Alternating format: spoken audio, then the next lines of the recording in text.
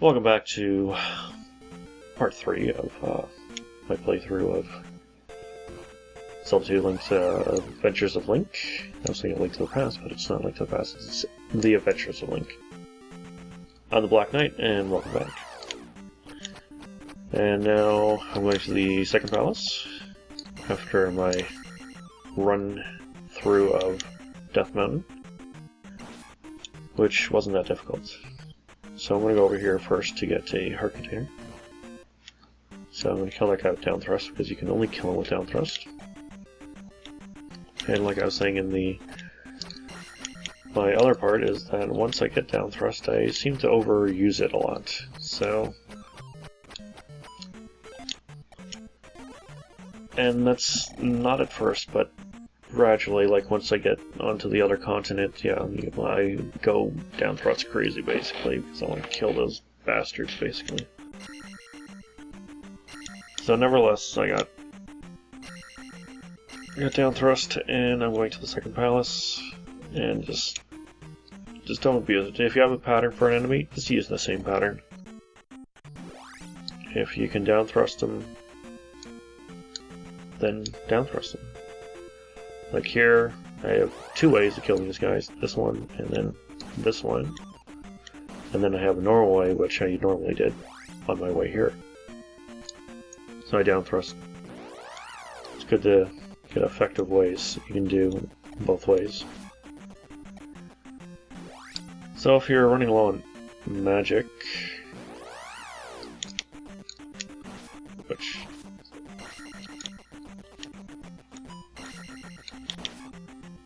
there's a red magic container here, which I don't need, but there's a red magic container there. And I'm gonna fight birds again! Damn birds. I wish I killed both of them at the same time. Okay, so here we are at the second palace.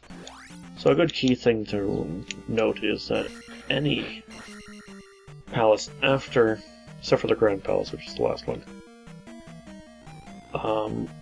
if you hit the front statue, it's either going to have a red magic jar or a red knight. Not this one, it's always got a red magic jar. So anything after this one is going to have a knight or a red magic jar. So if you actually do want to fill up on magic and life, if you have the life spell, before you go in the palace, you can go back and forth and actually fill it up. But just know that it also might be a knight, and which is not that bad, because there's certain ways you can take care of those bastards also. So I mainly want to state that I went right down to the bottom, and I've always gone down to the bottom, even through my first playthrough of this. When I first played this, I had I just kind of knew that I had to go down the stairs, all the way, or down the elevator all the way down to the bottom, for that key that is in the far room. So, I don't know why I knew, I just kind of knew. And we have some, I'm not too sure what these are. They might be Octoroks, but I'm not sure what exactly they are.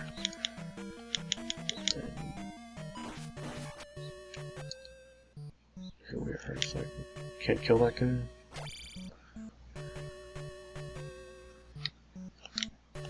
So I mainly just want to get into more experience-wise.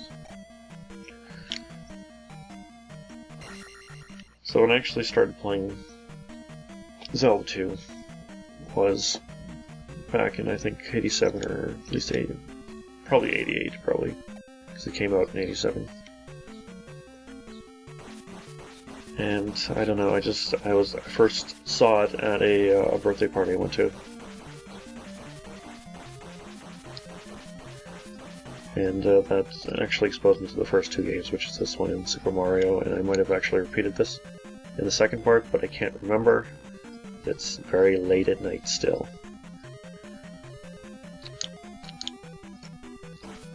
And anyway, I'd just like to go on that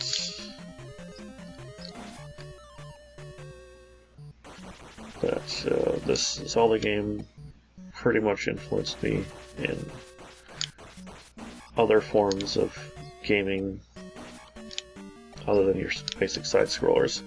So if I actually got into this game, I don't think I would actually have been into like RPGs and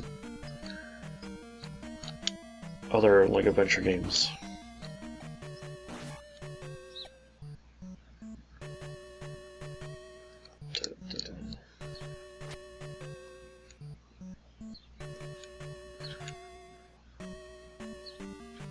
And it's just one of those things that you just look back on and it's like, oh, that's why I decided to even do this in the first place. Because I wanted to, well, yeah, let's show off a little bit of my skill in Zelda 2, seeing that it's supposedly the hardest Zelda game out there, which to me, I have to say, it's not. Like, yes, I might die once in a while in it, but I don't think I've ever gotten an actual continue for quite some time unless I'm playing very, very badly, which I've been known to do. Plus there's times where I've actually been playing it in my sleep, which I stated in the second part where I played Link to the Past, pretty much asleep. So yeah, these guys are good for down thrust when you actually get it, because you don't need to hit the button like multiple times. I think I'm going to go with that. So you can probably see that I didn't actually go all the way down this time, because I need to go over here for the power glove. Now you want to be quick here in this room, because you got falling blocks. You actually got the pea bag also.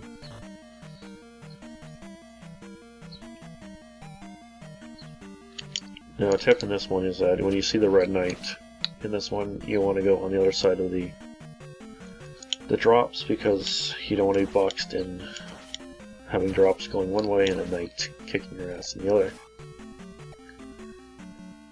And I'm going to be fighting another one also. This one is far enough so you can actually kick his ass the normal way or the easy way and not get hit by slimes. And even if there are slimes, just go over there, go back to the red knight. And what else can I say about this other than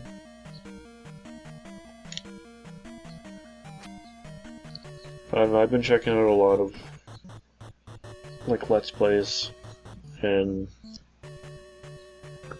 I don't know, I check out this and yeah, there's like really good skill players out there. But I've also looked at the ones that people play this blindly, like never actually played this in their life, and I'm like, okay, well, I could see, because you know, it gets a bad rap. Why would you want to play if people say, well, this is a crappy game? Like if someone said that like, this is a crappy game. Like if something is crappy, I don't know, it's some modern game that's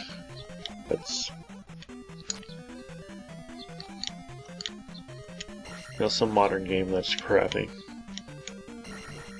And I've never played it before in my life. Damn it. Just like that. It's like if it's all about, you know, matter of opinion. To me, this is, and will be, the best Zelda game for me. This is number one. This is number one. Like, people have Ocarina of Time on their number one list. Majora's Mask, Link to the Past, and this one is my number one. Because it made the most impression on me. It doesn't have the most killer story to it, like Ocarina of Time or Link to the Past, but this made the most impression on me. And that's what counts. Yes, it has a incredible nostalgic feel to it, and yes, it is totally biased,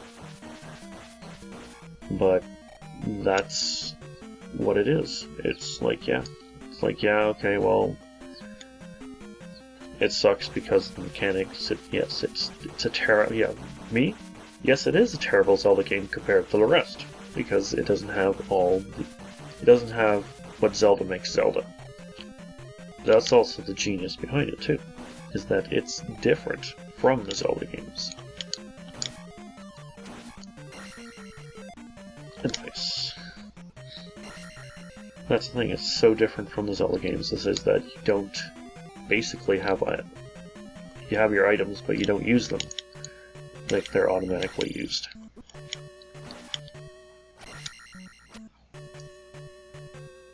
And the basic thing is that you have magic in this, and you use your magic. And you gotta play, you know, carefully with your magic, because you have a magic meter, and if you drain all your magic for a certain boss, then sometimes you can't actually beat that boss without that magic, which is key in the 4th Palace. Once I get there, I'll explain a little bit more. But until then, it's... Yes, it doesn't have... It has items, but you don't use them. You use them automatically. Damn it.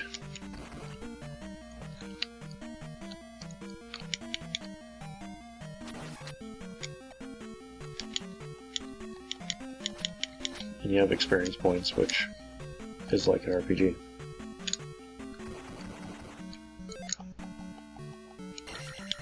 There's that trick again. And like a lot of NES games, you can go over one block.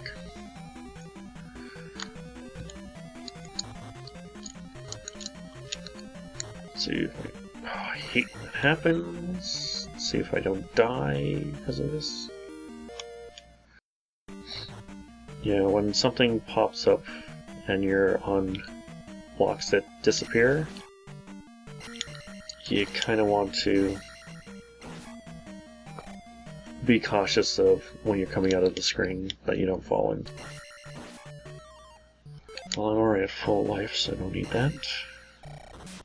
Could use shield, but I'm pretty confident that I can kill these guys with.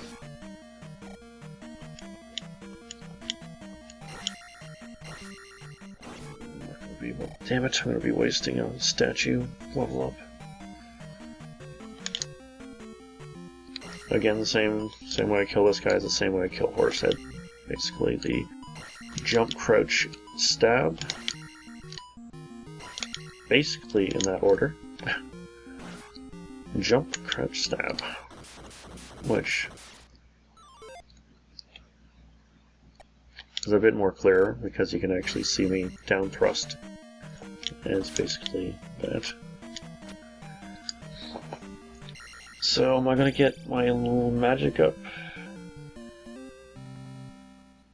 Depends on what I actually do. 3,000? No, I'm actually gonna cancel it. Get that 3,000. And go from there. So, I'm actually gonna get the fairy magic, and then I'm gonna call it the episode.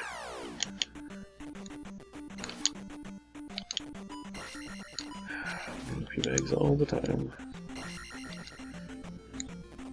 So we'll take a look here, and we're gonna go. So yeah, we're going to. Oh. Come on, hit me!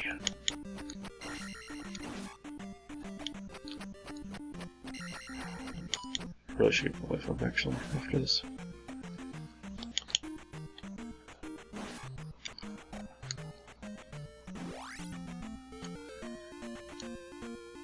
So if you do go into a cave and come back, the raw roadblocks will appear. Well, not necessarily appear all the time, but they will return after a while.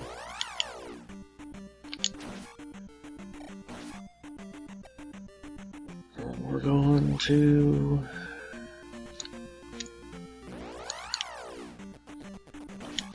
Damn birds. Birds will be very annoying at the beginning, but man, the ones that annoying that are flying later on that will take off points are the moas, which are the flying eyeballs. You find them in the the graveyard, which that's why I'm avoiding the graveyard at all costs, because they are not necessarily hard to kill, they're just incredibly hard to hit. Especially not to get hit with them. There we go. See, again, I could have just down thrusted him, but I'm using the same method that I used to kill him, even if I didn't have down thrust. And there we are. Just kind of watch your footing around here because it's a bit slidey, especially if you, after you get the item, you come off of there, make sure you just get your footing before you jump, because there's a lot of times where I actually died.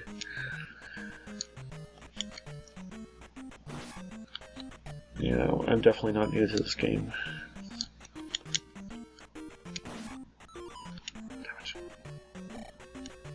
Okay.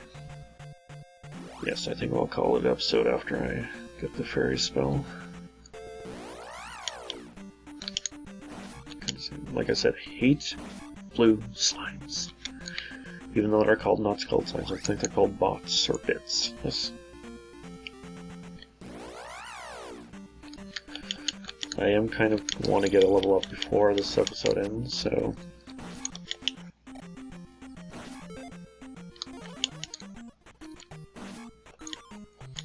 I might just grind a little bit just so I can actually get.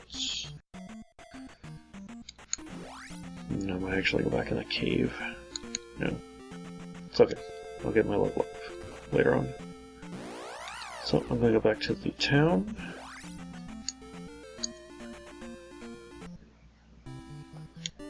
And I'm also going to fill up my magic and my life before I go out. And I love how my sword just disappears in the wall. Because it's white. Because it disappears white.